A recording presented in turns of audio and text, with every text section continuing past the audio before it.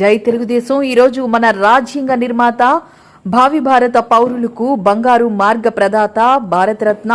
Shri doctor Babasaheb Ambedkar గారి 133వ జయంతి కార్యక్రమాన్ని 35వ ward corporator Villuri Bhaskar Rao ముఖ్య అతిథిగా విశాఖ దక్షిణ నియోజకవర్గ 35వ వార్డు పరిధి పండవీధిలో అంబరాన్ని అంటే సంబరాలతో ఆ మహానీయునికి ఘనమైన జయంతి వేడుకలు నిర్వహించడం జరిగింది.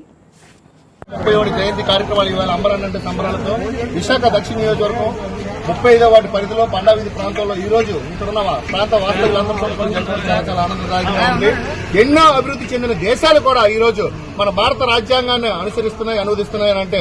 రాజ్యాంగ నిర్మాణ ప్రదాత శ్రీ డాక్టర్ బాబాసాహెబ్ అంబేద్కర్ గారు ఈ రోజు మన అందరికీ కూడా ఎంతో గర్వకారణం. ఎందుకంటే ఎన్నో అభివృద్ధి చెందిన దేశాలు మనల్ని అనుసరిస్తున్నాయని అంటే కారణం ఏంటంటే మన తాలూకా ఈ యొక్క రాజ్యాంగం అంతగా గొప్పగా ఉందని చెప్పేసి దీనికి మార్గదర్శనం, ఆదర్శం చెప్పేసి మీకు తెలియజేసుకుంటూ ఈ రోజు బీసీలు కానివ్వండి, బడుగు బలహీన వర్గాలు కానివ్వండి, ఇంత అభివృద్ధికి, అభ్యున్నతకి ఈ రోజు నేను ఇక్కడ కార్పొరేటర్ గా పోటీ చేశానన్నా సరే కేవలం రాష్ట్రం అంటే ఒక బీసీ రిజర్వేషన్ మనకి కల్పించడం వల్ల ఈ రోజు నేను పోటీ చేసి గెలుపొందడం కూడా జరిగిందని, అలాగే ప్రతి ఒక్కరికి కూడా నాయకత్వ లక్షణాలని, అలాగే ఉద్యోగాలని, విద్యని అందించిన గొప్ప మహానుభావుడు, మహనీయులు ఎవరైనా ఉన్నారంటే ఈ రోజు మళ్ళీ డాక్టర్ బాబాసాహెబ్ అంబేద్కర్ గారు రాసిన ఏదైతే రాజ్యాంగంలో రూపొందించారో ఆ రూపొందించిన రాజ్యాంగం రచించిన ఆ రచనని 27% బీసీ రిజర్వేషన్ ని అమలు పరిచిన నాయకులు ఎవరైనా ఉన్నారంటే విశ్వవిఖ్యాత నందమూరి తారక రామారావు గారు, నారా చంద్రబాబు నాయుడు గారు అని చెప్పేసి మీడియా ద్వారా మీకు తెలియజేసుకుంటూ చాలా తీసుకున్నాను. జోహార్ డాక్టర్ బాబాసాహెబ్ అంబేద్కర్,